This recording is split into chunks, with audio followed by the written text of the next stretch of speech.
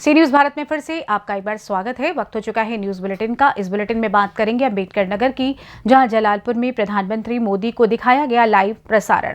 बता दें कि साथ ही चर्चा होगी बुलंदशहर की, जहां 12 मार्च को न्यू खुर्जा जंक्शन आएंगे मुख्यमंत्री योगी आदित्यनाथ, और बात करेंगे कैमूर की, जहां बसपा ने विशाल जन आक्रोश आम सभा का किया आयोजन। और भी तमाम खबरों पर आइए करते हैं विस्तार से चर्चा। तहसील क्षेत्र जलालपुर अंबेडकर नगर भियाव ब्लॉक क्षेत्र दुल्हूपुर बाजार में टीवी के लाइव प्रसारण के माध्यम से प्रधानमंत्री मोदी के द्वारा विभिन्न परियोजनाओं के अवसर पर आज दुल्हपुर बाजार में एलसीडी के माध्यम से लाइव प्रसारण दिखाया गया। इस कार्यक्रम के मुख्य अतिथि एमएलसी हरिओम पांडे थे। हरिओम पांडे को ब्लॉक प्रमुख गौरव सिंह द्वारा पुष्प देकर स्वागत किया गया तथा प्रधानमंत्री ग्राम सड़क योजना के अंतर्गत 3702 करोड़ की स्वीकृत लागत से निर्मित 5342 किलोमीटर के 744 ग्रामीण मार्गों का लोकार्पण प्रधानमंत्री के कर कमलों द्वारा संपन्न हुआ। उसे जनता को अवगत कराया गया तथा अनेक योजनाओं के बारे में जनता को अवगत कराते हुए जागरूक किया गया। वहीं कार्यक्रम में ग्रामीण प्रधानमंत्री सड़क के अधिशासी अभियंता मंडल अध्यक्ष सुनील कुमार गुप्ता, सहकारिता अध्यक्ष ब्रजेश सिंह तथा भाजपा के कार्यकर्ता अनिल सिंह, संजय सिंह, प्रवीण गौड़ आदि उपस्थित रहे। अंबेडकर नगर से सी न्यूज संवाददाता रविंद्र यादव की रिपोर्ट। बुलंदशहर में 12 मार्च को न्यू खुर्जा जंक्शन आएंगे मुख्यमंत्री योगी आदित्यनाथ। सक्षम अधिकारियों ने सभा स्थल का लिया जायजा। प्रधानमंत्री नरेंद्र मोदी अहमदाबाद के डेडिकेटेड ट्रेड कॉरिडोर परियोजना डीएफसीसी के स्टेशनों का 12 मार्च को लोकार्पण करने का कार्यक्रम प्रस्तावित हुआ है। न्यू खुर्जा जंक्शन से मालगाड़ी को भी रवाना किया जाएगा, जहां कार्यक्रम में शामिल होने के लिए मुख्यमंत्री योगी आदित्यनाथ न्यू खुर्जा जंक्शन आएंगे।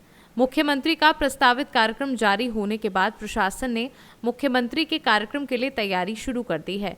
प्रशासन मुख्यमंत्री के कार्यक्रम को लेकर तैयारियों में जुटा है। 2024 के चुनाव को लेकर कार्यकर्ता एवं पदाधिकारी वार्ता करेंगे। बुलंदशहर से सी न्यूज संवाददाता अदनान इबाद की रिपोर्ट।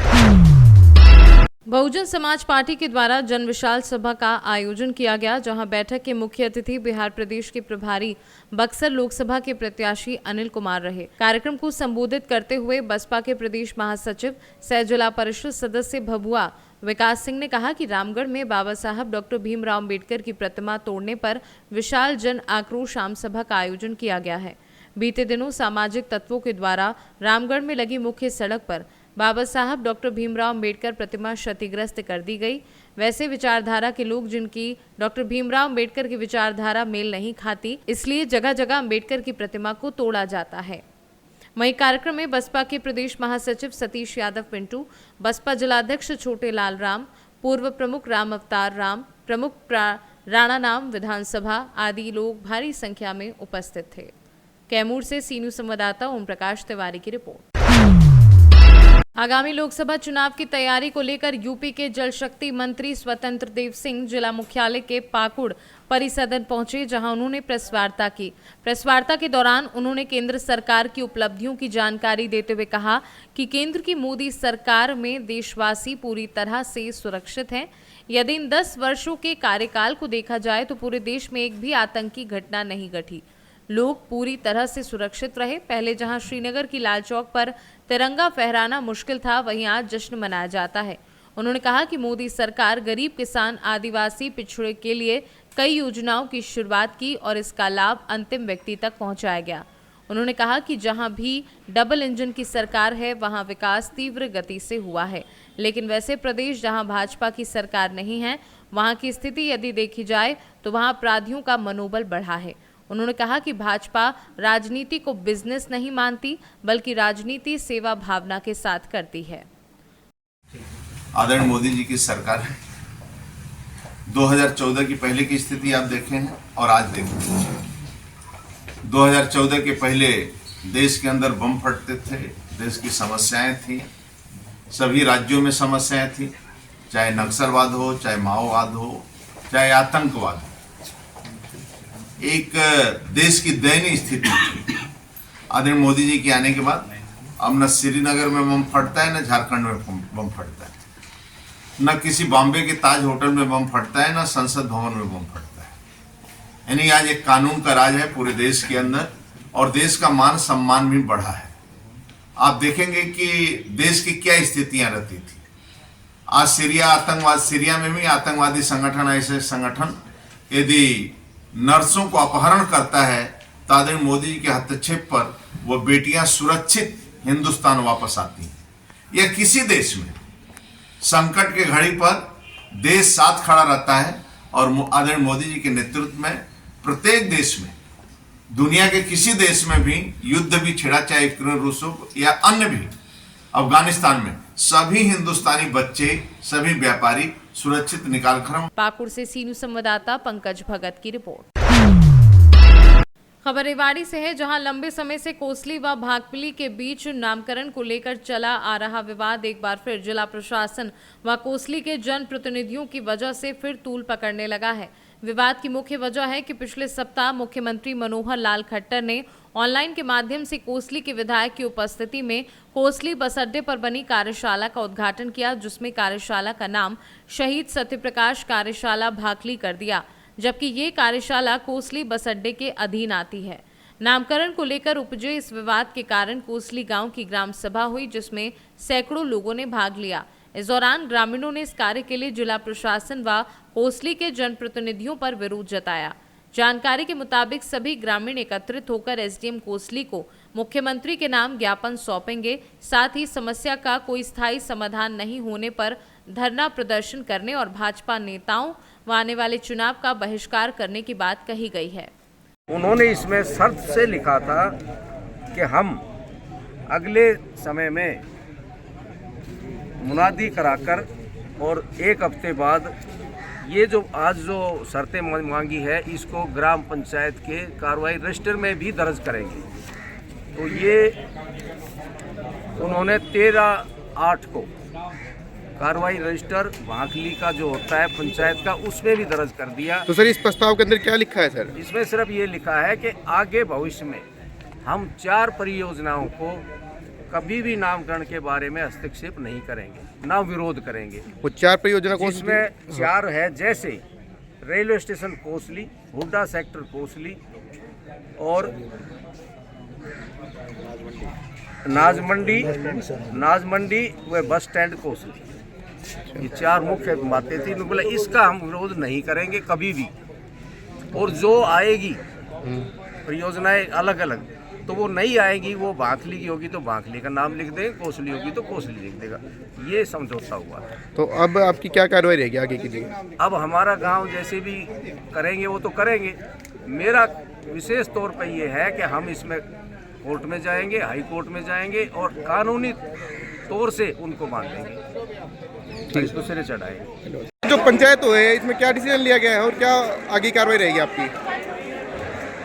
देखिए, जो प्रशासन ने रेलवे स्टेशन कोसली पे हरियाणा परिवहन कार्यशाला का नाम भाकली के नाम पर किया है, उसके विरोध स्वरूप सभी ग्रामीणों ने विरोध स्वरूप एक निर्णय लिया है कि सबसे पहले हम एसडीएम साहब को विरोध ज्ञापन देंगे, उसके बाद माननीय मुख्यमंत्री को इसका एक लिखित में प्रतिरोध पत्र भेजेंगे और क्रमिक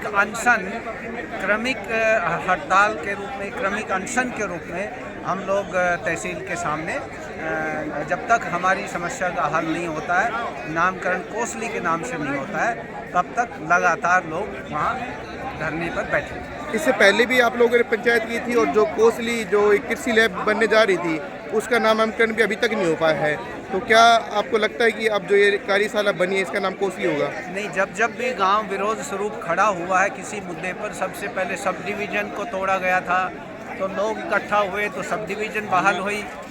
क्या पंचायत हुई कोसली गाँव में? जो कोसली वर्क सब डिपो बना है, सब डिपो, उसकी कार्यशाला पे जो भाकली का नाम लिखा उस पर विवाद, शहीद पे कोई विवाद नहीं। तो आज इस पंचायत में क्या डिसीजन लिया गया सर?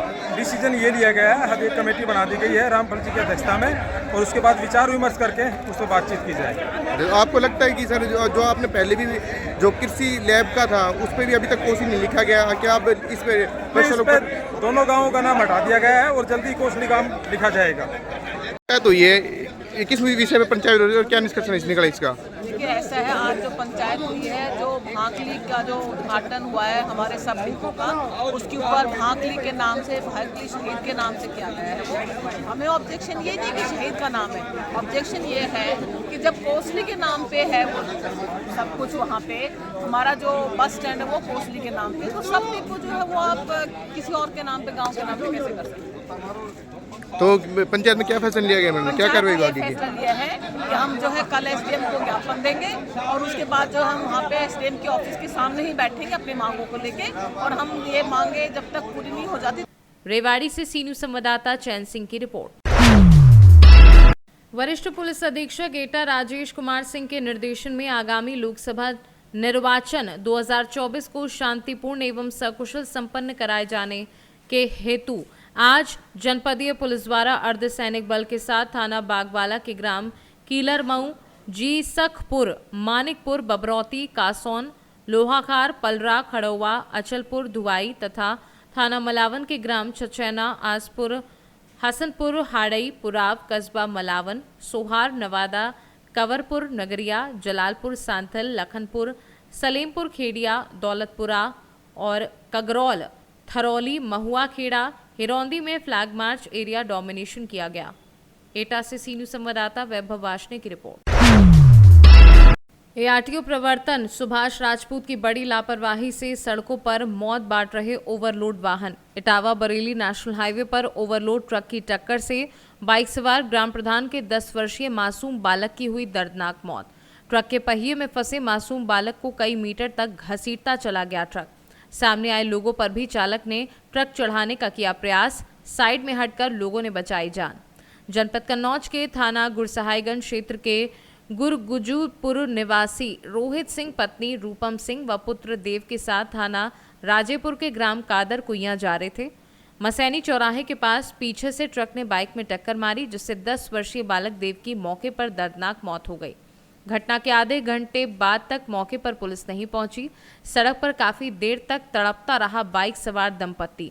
स्थानीय लोगों ने आनन फानन में ई रिक्शा से घायल दंपत्ति को जिला अस्पताल लोहिया भिजवाया। गुस्साए स्थानीय लोगों ने नेशनल हाईवे पर जाम लगा दिया। वाहनों की लंबी लाइन लग गई। काफी देर बाद पहुंची पुलिस ने बालक के शव को टेम्पो में रखकर मोर्चरी भिजवाया। वहीं घायल महिला रूपम सिंह पत्नी रोहित सिंह ग्राम पंचायत चियासर की ग्राम प्रधान है। महिला प्रधान पति व बालक के साथ शादी समारोह में शामिल होने के लिए जा रही थी। थाना अध्यक्ष के समझाने के बाद वाहनों का आवागमन शुरू हुआ और कड़ी कार्यवाही का भरोसा दिया है। मामला थाना कादरी गेट क्षेत्र में इटावा बरेली राष्ट्रीय राजमार्ग पर मसैनी चौराहा के पास का है। ये जो एक्सीडेंट हुआ है मसैनी चौराहे पे बच्चे का, वो बच्चा आपका क्या लगता है? भतीजा है। आपका भतीजा लगता है? बच्चे की उम्र क्या है भैया? उम्र आई होगी 8-9 साल। 8-9 साल है। ये बच्चा क्या करता है? पढ़ाई करता था। कौन सी कक्षा में पढ़ रहा है बच्चा? हाँ मिल गया। सातवें में शायद है। अच्छा 7 में पढ़ रहा है। इनके पापा का नाम क्या है? रोहित सिंह। रोहित सिंह। पापा क्या करते हैं इनके? पापा प्रधान है वर्तमान, मम्मी प्रधान है इसकी। अच्छा पापा और मम्मी, मतलब मम्मी प्रधान है इस टाइम पे। प्रधान है। गाँव कौन सा बताया आपने? गुरगुजपुर। कौन सा? गुरगुजपुर। अच्छा गुरगुजपुर के हैं रहने वाले। थाना कौन सा इसका? थाना गुरसाईगंज। थाना गुरसाईगंज लगता है। आप कौन लगते हैं इनके? हम भाई हैं, रोज के भाई, वो भतीजा हमारा। अच्छा आपका भतीजा है वो छोटा, तो 10 साल का बच्चा है वो आपका भतीजा है। क्या करने आए थे वो? शादी में जा रहे थे मौसी घर पे। शादी में जा रहे थे। कहाँ शादी थी? बरका के पास, बरकसपुर में थी। अच्छा साथ में और कौन था भैया उनके? साथ में और कौन था उनके? मम्मी थी, पापा थे, बस 2 लोग। मम्मी और पापा। अच्छा अभी यहाँ पे कौन कौन लेके आए यहाँ पे? अभी मैं चाचा है, परिवार के बुआ है। अच्छा जी। पापा गांव से आ रहे हैं जी। चाचा इनके साथ में जो लोग थे उनकी तबीयत सही, मतलब हालत सही है क्या? हाँ उनकी सही है। नहीं उनकी सही, वो गंभीर घायल है। वो कहाँ पर है इस टाइम पे? अंदर है, वही हॉस्पिटल में अंदर है अभी इमरजेंसी में। पिताजी गंभीर। हाँ पिताजी और माँ दोनों गंभीर हैं। आपका सुमित सिंह, जिनका ये किसका एक्सीडेंट हुआ है? कौन है आपके? ये हमारे मामा के साड़ू के दामाद हैं, गुरगुजपुर के रहने वाले हैं। और ये लोग कांदर कुइयाँ जा रहे थे अपने बीवी बच्चे के साथ, जहाँ कल बारात है। अपनी जो लेडीज़ थी रूपम भाभी हमारी, इनकी बुआ की लड़की की शादी है, वहाँ जा रहे थे। तो रास्ते में मसैनी चौराहे पे इन्हें कंटर से इनकी टक्कर हो गई है, जिसमें इनके लड़के की मतलब ऑन स्पॉट खत्म हो गया मौत पे। गाड़ी को पकड़ लिया, उसका नंबर भी हमारे लोगों के पास है। गाड़ी का नंबर आपको याद है क्या? जी जरा बताएं एक बार नंबर क्या है गाड़ी का? UP 83 BT 3870 गाड़ी का नंबर है। कौन सी गाड़ी थी? कंटेनर था। लड़के का नाम क्या जिसकी मृत्यु हुई? वो देव। लड़के के पिताजी का नाम? रोहित सिंह। माताजी का नाम? रूपम सिंह। मौके प्रधान है, ग्राम प्रधान। कौन से गांव के? हाँ, गुरगुजपुर की। ये कौन से क्षेत्र में पड़ता है? ये पड़ता है गुरसाईगंज थाना लगता है यहाँ। गुरसाईगंज थाने के पास में कौन सा गाँव होता है? थाने के पास में है ये? नहीं, थाने में। और ये वहाँ से यहाँ कादर गुइया के लिए आए थे बारात। किसकी बारात थी? बारात थी लड़के की मौसी की, जो खत्म। फर्रुखाबाद से सी न्यूज़ संवाददाता आदेश शर्मा की रिपोर्ट। आज संत जनू बाबा ग्लोबल एकेडमी स्कूल के परिसर में युवा सम्मेलन कार्यक्रम का आयोजन किया गया, जिसमें स्वामी विवेकानंद के बताए गए मार्ग पर चलने के लिए युवाओं को जागरूक किया गया। कार्यक्रम का उद्घाटन अनंत विश्वेंद्र प्रांत विमर्श प्रमुख विद्या भारती ब्रज प्रांत व युवा व्यवसाय अंकुर वर्मा द्वारा दीप प्रज्वलित कर किया गया। इसी बीच में मंच पर डिवाइन इंटरनेशनल स्कूल के बच्चों द्वारा हनुमान चालीसा की शानदार प्रस्तुति दी गई। इसके अलावा प्रहलाद राय तिकवानी सरस्वती विद्या मंदिर के विद्यार्थियों के द्वारा श्री कृष्ण सुदामा की शानदार प्रस्तुति दी गई। महर्षि दयानंद गुरुकुल के ब्रह्मचारियों के द्वारा योगी की शानदार प्रस्तुति दी गई। पर्वतारोही अनिल कुमार ने युवाओं से जीवन में हमेशा नशे से दूर रहने की सलाह दी। वहीं पर उपस्थित मंचासीन लोगों के द्वारा युवाओं को अनेक प्रकार की जानकारियां दी गई। विशिष्ट अतिथि पुलिस अधीक्षक ग्रामीण फिरोजाबाद कुंवर रणविजय सिंह ने कहा कि किसी भी राष्ट्र की नींव उसके युवा होते हैं। भारत के युवा ही भारत का भविष्य तय करेंगे, परंतु आज हम पाश्चात्य संस्कृति के प्रभाव में अपनी संस्कृति भूलते जा रहे हैं। ये कार्यक्रम हमारे अपनी खोई हुई संस्कृति को पुनः स्थापित करने में, यदि हमने अपनी संस्कृति को जीवित रखा है तो ये राष्ट्र बहुत ही विकास करेगा। संत जनू बाबा महाविद्यालय में आयोजन किया गया। इसमें हम लोगों ने जो हमारी युवा शक्ति है भारतवर्ष की, उनसे सीधे संवाद स्थापित किया और सभी को हमने यह आह्वान किया कि वह इस देश के उत्थान के लिए, अपने राष्ट्र के उत्थान के लिए, अपने समाज के उत्थान के लिए अपनी सकारात्मक ऊर्जा के साथ प्रयास करें, अपने लक्ष्यों का बोध करें और सभी लोग एक से संगठित होकर राष्ट्र के निर्माण के लिए अपने युवा सम्मेलन को लेकर क्या कहेंगे आप? युवा सम्मेलन को जो आरएसएस द्वारा संघ द्वारा युवा सम्मेलन जो हुआ है, जिसमें कार्यक्रम की अध्यक्षता मुझे दी गई थी, मैं ये कहना चाहूँगा, युवा वही होता है जिसके हाथों में शक्ति, पैरों में गति, हृदय में ऊर्जा और आंखों में सपने हो। युवाओं की बहुत ज़रूरत है। फिरोजाबाद से सी न्यूज़ संवाददाता सन्नेश कुमार गुप्ता की रिपोर्ट। गिरिडीह शहरी क्षेत्र के कोलडीहा में मुफ्त दांत चिकित्सा शिविर का आयोजन किया गया। इस चिकित्सा शिविर का आयोजन सुकन्या लक्ष्मी जन सहयोग फाउंडेशन के तत्वाधान में आयोजित हुआ, जिसमें गिरिडीह शहर के प्रसिद्ध दंत चिकित्सक डॉक्टर आशिफ अली सिद्दीकी अपने सहयोगियों समेत वार्ड 23 और 24 के साथ अन्य मोहल्ले के लोग भी शिविर में मुफ्त चिकित्सा लाभ लेते दिखाई दिए। साथ ही वार्ड 23 के पार्षद नूरुल हुदा भी उपस्थित रहे और लोगों को संबोधित करते हुए कहा कि संस्था के द्वारा ये एक अच्छी पहल है और इसका लाभ हर किसी को मिलना चाहिए। दूसरी ओर संस्था के जिला कोऑर्डिनेटर संतोष प्रमाणिक व एसोसिएट रीता देवी ने चैनल को संबोधित किया और इस संस्था एवं मुफ्त चिकित्सा शिविर की जानकारी दी।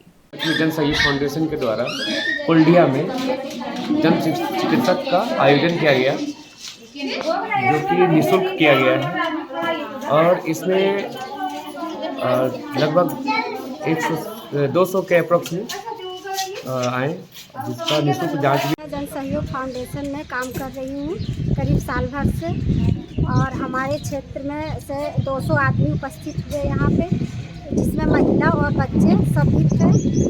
यहाँ पे कैंप लगा हुआ है जहाँ पे दांत का इलाज हो रहा है बच्चों और महिलाओं का। सभी लोग आए हुए हैं, इलाज हुआ, दवाई मिला यहाँ पे। और क्या झारखंड से सी न्यूज़ संवाददाता संजीत सिंह की रिपोर्ट। खबर प्रयागराज से है, जहां 12 मार्च को प्रधानमंत्री मोदी द्वारा 85,000 करोड़ से अधिक की विभिन्न रेल परियोजनाओं का लोकार्पण, राष्ट्र को समर्पण एवं शिलान्यास अहमदाबाद से किया जाएगा, जिसको लेकर उत्तर मध्य रेलवे मुख्यालय से आज महाप्रबंधक उत्तर मध्य रेलवे रविंद्र गोयल ने प्रेस वार्ता की। उन्होंने बताया कि इस कार्यक्रम के तहत राष्ट्र के 674 स्थानों पर कार्यक्रम आयोजित किए जा रहे हैं। साथ ही पहली बार लगभग 6,000 परियोजनाओं का लोकार्पण, राष्ट्र को समर्पण एवं शिलान्यास एक साथ किया जा रहा है, जो एक विश्व रिकॉर्ड है। इसके तहत 10 जोड़ी वंदे भारत ट्रेनों का भी शुभारंभ एवं 4 का विस्तार किया जा रहा है। हमारा मार्च को क्या कार्यक्रम है? देखिए, जैसे मैंने आपको बताया कि हमारे माननीय प्रधानमंत्री हमारी जो रेल सेवाएं हैं उसकी उन्नति और तरक्की के लिए बहुत परियोजनाओं को उद्घाटन करने वाले हैं और डेडिकेशन करने वाले हैं। जहाँ तक हम उत्तर मध्य रेलवे की बात करें, हमारे 81 जो इवेंट हैं उनको इनॉग्रेशन या डेडिकेशन किया जाएगा। इसमें हमारे कुछ OSOP प्रोडक्ट्स हैं, किस स्टॉल्स हैं, कुछ हमारी पिट लाइन्स हैं, कुछ हमारे गतिशक्ति कार्गो टर्मिनल हैं, कुछ हमारे गुड शेड हैं, माल गोदाम जिनको हम बोलते हैं। और इसके अलावा जो सबसे महत्वपूर्ण है उसमें 2 वंदे भारत जो हैं हमारी, एक खजुराहो से निजामुद्दीन और जो प्रयागराज गाड़ी आएगी वो एक्सटेंशन है गाड़ी का। इसके अलावा जो भी जैसे मैंने आपको बताया कि यूपी में बहुत सारे रेल की तरक्की के लिए, रेल के इंफ्रास्ट्रक्चर को बढ़ाने के लिए काम किए जा रहे हैं, उनका भी उस दिन माननीय प्रधानमंत्री जी डेडिकेशन और इनॉग्रेशन करेंगे। Thank you. प्रयागराज से सीनू संवाददाता आयुष श्रीवास्तव की रिपोर्ट। फिलहाल न्यूज बुलेटिन में बस इतना ही। देश दुनिया की तमाम खबरों की जानकारी के लिए देखते रहें सी न्यूज भारत। हर खबर आपके साथ, आपके हाथ।